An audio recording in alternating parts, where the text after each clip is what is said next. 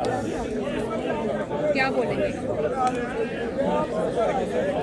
मेरे साथ इस समय तमाम डीडीसी मेंबरान्स की अगर हम बात करें तो चेयरमैन और वाइस चेयरमैन और उधमपुर से तमाम आज कन्वेंशन सेंटर में जो है प्रदर्शन जो है वह जारी रखा हुआ है। आखिर क्या पूरी मांगे हैं और किस तरह जो है ऑर्डर जारी होता है, और उसी के बाद आज जम्मू के अंदर जो है तमाम जो है कन्वेंशन सेंटर के अंदर जो है प्रदर्शन देखने को मिलता है। मेरे साथ बातचीत करने के लिए मौजूद है उधमपुर से चेयरमैन है, इनसे बात करेंगे कि डीडीसी मेंबरान्स को नुमाइंदों की अगर हम बात करें तो बड़ा ही 3 टायर सिस्टम का जो है जम्मू कश्मीर में जो है चुनाव करवाए गए थे। बड़े ही शांतिपूर्ण तरीके के साथ वो चुनाव भी हुए, और आज नुमाइंदे चुनने के बाद आम जनता की अगर सेवा नहीं हो रही है तो वो भी आज काफ़ी ज़्यादा रोष देखने को मिल रहा है। उनसे बातचीत करेंगे। सर, सबसे पहले तो आपका स्वागत है JK24/7 में।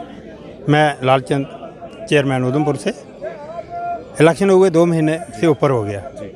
हमने उम्मीद लगा रखी थी कि आज हमें प्रोटोकॉल देंगे, कल प्रोटोकॉल आएगा, हमें बैठने को कहीं ऑफिस देंगे, इसी इंतजार में अब बीच में ये आया कि जम्मू में 2 दिन कन्वेंशन है।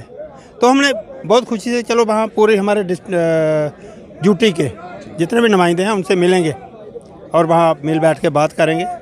लेकिन कल शाम को जब एक देखा प्रोटोकॉल आया, उसमें तो क्या चेयरमैन, वाइस चेयरमैन, डीडीसी को इन्होंने तो मलिया मेट कर दिया, मिट्टी में मिला लिया। उनकी जब इलेक्शन हुई इतने बड़े बड़े वायदे किए। हमारे प्रधानमंत्री जी ने 70 साल के बाद ये एक इलेक्शन करवाई थी, ग्रास रूट पे काम होगा, ग्रास रूट पे सब कुछ होगा। लेकिन जब कल ये प्रोटोकॉल आया उसमें देखा कि 15,000 एक डीडीसी, अरे हद हो गई। 25,000 वाइस चेयरमैन का, 35,000 चेयरपर्सन का रखा है। अरे जब कोई एसपी हुआ है जिनके साथ, वो भी 70,000 रुपया पे लेता है। एक चपरासी नया रिक्रूट होता है, वो 30,000 तनख्वाह लेता है। और आज सुबह जितना भी मीडिया है उसमें हेडलाइन है कि मानदेय 35,000, 25,000, 15,000। अरे शर्म आनी चाहिए ऐसे लोगों को, ऐसे ब्यूरोक्रेट्स को जिन्होंने ये प्रोटोकॉल तय किया है। आज तक इन्होंने हमें 2 महीने से बैठने के लिए कोई ऑफिस नहीं दिया, और आज इनका एक RTI लगाओ। देखो आज करोड़ों रुपए इन्होंने निकाला होगा 2 दिन के कन्वेंशन के लिए, और हमें 35,000। अरे आइए 1,500 रुपया डीजल के लिए दे रहे हैं महीने का। आइए हमारे साथ, हमारे डिस्ट्रिक्ट में घूमिए। एक चेयरमैन, एक डीडीसी के साथ बैठिए, 5,000 का उसका पेट्रोल लगेगा। उसके साथ जो 10 आदमी जाएंगे उसको क्या खिलाएगा वो? क्या कौन सा प्रोटोकॉल है ये? हद हो गई। हम आज़ाद हिंदुस्तान में रह रहे हैं। लेह में देखिए आप, उनको कैबिनेट का रैंक है, डीडीसी को MOS का रैंक है। और जहाँ तो इन्होंने BDC जो 5 पंचायतों का हेड है उसके साथ मिला दिया।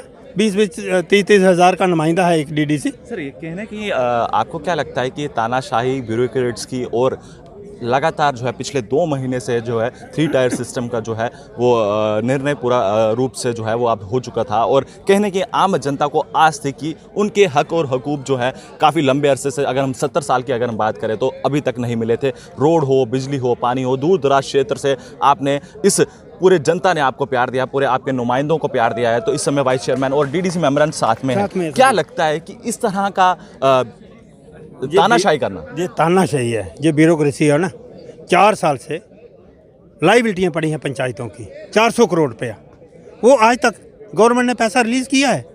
400 करोड़ रिलीज़ है। शीतल नंदा जी को पूछिए कि वो अपने पेमेंट क्यों नहीं रिलीज़ किया आज तक।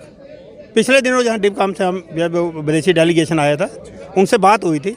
वो बोलती हैं ये घोटाला है, ये फ्रॉड है। अरे फ्रॉड है तो वेरीफाई करिए ना। हर दिन आप नए नए तरीके ढूंढते हैं। जिसने काम किया है उसको पैसे नहीं है, गरीब लोग मर गए ऐसे ही 4 सालों में, वो पेमेंट आप कर नहीं सके उन लोगों को जिन्होंने काम किया है। और आए दिन आप कभी कन्वेंशन, कभी कुछ, उसमें करोड़ों रुपए निकाल रहे हैं। इनका TADA लाख रुपया है और हमारे DDC का 15,000 रुपया महीने का मानदेय है। ये क्या है? हम भी हिंदुस्तान में जी रहे हैं, हमें भी जीने का हक है। कल ये जो इन्होंने वायदे किए हैं लोगों के साथ, कैसे पूरे करेंगे? क्या करेंगे? ये किसी जाके एक्शन को पकड़ेंगे या किसी ठेकेदार को पकड़ेंगे? ये ऐसा मजबूर मत करिए कि हम तब तक धरने में बैठे रहेंगे जब तक हमारा ये ऑर्डर जो है ना उसको ये रिवोक नहीं करते। चलिए, मैं आपके चेयरमैन साहब, मैं आपके पास ज़रूर वापस लौटूंगा। मैम, वाइस चेयरमैन है, एक महिला होते हुए कल अंतर्राष्ट्रीय एक महिला दिवस था, उसके लिए तो पहले आपको बधाई। क्या लगता है कि इस तरह का ये ऑर्डर जारी करना और एक तरह से पूरे समाज में पूरी जनता की सेवा करने के लिए आप नुमाइंदों ने आपको उतारा और रखा और चेयरमैन पदभार भी आपने संभाला, तो क्या लगता है कि इस तरह से इस ऑर्डर को जारी करना क्या सही मायने में आप किस तरह से समझते हैं? सबसे पहले शुक्रिया कल इंटरनेशनल वुमेंस डे की बधाई देने के लिए। लेकिन कल हमारे शाम को हमें ये न्यूज़ मिल गई और जो एडमिनिस्ट्रेशन है उन्होंने इतना अच्छा तोहफ़ा हमें दे दिया है कि हम कह नहीं सकते हैं इसके लिए। देखिए, हमें लोगों ने चुना, सैलरी की बात नहीं है, मेन हमारे लिए है प्रोटोकॉल। अगर हमारे पास प्रोटोकॉल ही नहीं होगा, ये लोग हमें कहाँ मानेंगे? आप देख रहे हैं जितनी देर से सरकार नहीं थी ये लोग किस तरह का एडमिनिस्ट्रेशन चला रहे हैं, क्या कर रहे हैं। तो हमारा यही है, आज कोई पार्टी विशेष नहीं है, सभी लोग यहाँ पे एकजुट हुए हैं। किस लिए हुए हैं? क्योंकि हम लोगों ने वोट्स जो मांगे थे डेवलपमेंट को सोच के मांगे थे। रही बात सरकार की, सरकार ने तो हमें ये जो है DDC बड़े अच्छे से करवाया, लेकिन जो एडमिनिस्ट्रेशन है ये पता नहीं क्यों ये सब चीज़ें अच्छे से होने नहीं दे रही है। तो हमारा यही है, आज अगर आज हम अपने लिए नहीं बोलेंगे तो कल को हम जनता के लिए क्या करेंगे? तो सबकी उम्मीदें हमारे साथ है। तो हमारा आज मैंने रिटर्न में भी वहाँ दे दिया हुआ है और हम सभी उस पर साइन करके बाइकआउट करेंगे। हम कोई वर्कशॉप नहीं करने वाले जब तक ये ऑर्डर कैंसिल नहीं होता है और हमारी जो ये भी मांगे हैं ये पूरी नहीं की जाती हैं। धन्यवाद। क्या नाम है आप? पिंकी देवी जी। पिंकी जी, क्या लगता है कि आप दूर दराज क्षेत्र से आए हैं, नुमाइंदों ने आपको चुना है, तो इस तरह के एक ऑर्डर जारी होना उसके बाद क्या क्या मानसिकता रहती है और क्या आप आम जनता तक क्या पहुंचाएंगे मैसेज? जी, सबसे पहले जैसे हमने देखा तो हमें तो बहुत ही दुख हुआ पढ़कर कि हमारी जो सैलरी है, हमारे चेयरमैन, वाइस चेयरमैन और सैलरी की भी बात होती है, प्रोटोकॉल भी हम देख रहे हैं कि हमें कहाँ तक हमारी बात सुनेंगे क्या? वो जो इन्होंने प्रोटोकॉल दिया हमारी बात सुनने वाले नहीं है, कोई भी एडमिनिस्ट्रेशन नहीं सुनने वाली है। तो हमने जो लोगों के साथ इतने वादे किए हैं वो उनको हम कैसे पूरा करेंगे? रही बात सैलरी की, 15,000 जी DDC को दे रहे हैं। मेरा इतना पहाड़ी क्षेत्र है, 80 किलोमीटर मेरा, अगर मैं बस से भी जाऊँगी तो एक दिन का मेरा 500 रुपया किराया लगेगा।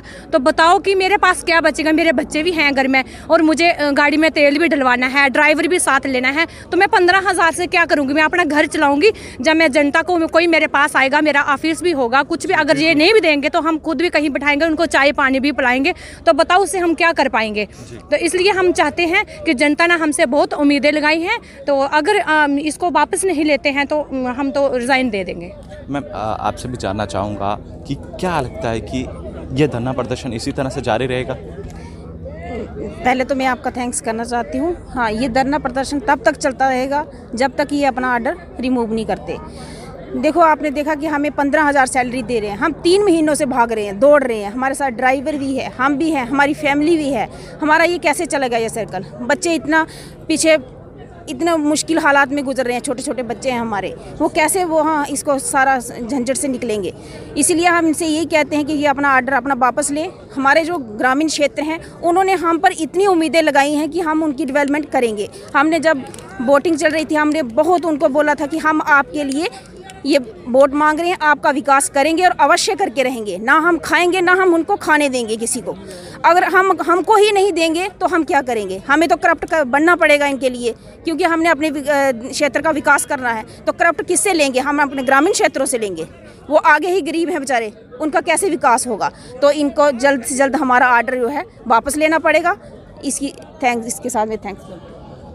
आपसे पहले भी मुलाकात हुई थी और कम उम्र के नुमाइंदा चुना गया पूरे उधमपुर कॉन्स्टिट्यूंसी की अगर हम बात करें तो क्या लगता है कि इस तरह से इस ऑर्डर को जारी करना और आम जनता की इस तरह से और आम जनता को क्या क्या मैसेज रहेगा और किस तरह से अब आने वाला समय आपका जो है प्लान आउट रहेगा और क्या कुछ कहना चाहेंगे आप? देखिए, ये बहुत अफसोसजनक है और नौकरशाही से हमें कोई बात नहीं करनी, ब्यूरोक्रेसी से हमें कोई बात नहीं करनी।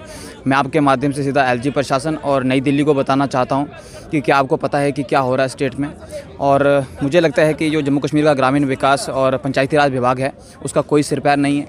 आप देखेंगे अरबों रुपये की लायबिलिटी है, इन्होंने लोगों का खून चूसा है और लोग अभी तक जो है वो अपनी पेमेंट्स के लिए तरस रहे हैं। और ऊपर से ये जो इलेक्शंस हुए थे, DDC इलेक्शन हुए थे, बड़ी ही असाधारण परिस्थितियों में हुए थे और लोगों को ये लालच दे के घरों से बाहर निकाला गया था कि हम आपको एक बेहतर प्रशासन देंगे और आपके नुमाइंदों को हम ताकत देंगे। पिछले 2-3 साल से जम्मू कश्मीर में लगातार नौकरशाही अपने तरीके से काम कर रही है, एक आदत सी पड़ गई है लोगों को और लोग मजबूर हैं क्योंकि बात ऊपर तक नहीं पहुँच पा रही। तो यहाँ उम्मीद थी और आप देखेंगे कि इतिहास में शायद सबसे ज़्यादा वोटिंग हुई है पहली बार जम्मू कश्मीर में। तो ये बहुत बड़ा धोखा है और मुझे लगता है कि इससे जो है वो सिस्टम सुधर नहीं रहा और ख़राब होता जाएगा। और आपके माध्यम से मैं LG प्रशासन और नई दिल्ली को यही कहना चाहता हूँ कि जितनी जल्दी हो सके इसका संज्ञान लें, क्योंकि जब तक इसका कोई हल नहीं निकलेगा हम कोई काम नहीं करेंगे। सर क्या लगता है कि कितनी जल्द इसका हल निकलेगा और क्या कहना चाहेंगे माननीय उपराज्यपाल अगर देख रहे हो? देखिए, मेरा नाम मूलराज है और मैं member district development council Udhampur से हूँ। कॉन्स्टिट्यूंसी मेरी रामनगर वन है और 19 पंचायतों पर ये कॉन्स्टिट्यूंसी है। और देखिए, ये बड़ा मजाक किया गया है जो प्रशासन के द्वारा हमारे साथ किया गया है। और एक बीडीसी जो पर्सन है वो कुछ पंचों के द्वारा चुना गया है। उसके लेवल में एक डीडीसी, मेरी कॉन्स्टिट्यूंसी में 27,000 वोटर्स हैं, तो मैं इसी तरीके से जितने ये 280 नुमाइंदे नहीं हैं, ये तो पूरे जम्मू कश्मीर के लोग हैं। तो कहने का मतलब है कि इन सब के साथ भद्दा मजाक किया गया है। ब्यूरोक्रेसी जो है वो अपनी पावर शेयर नहीं करना चाहती और जब तक ये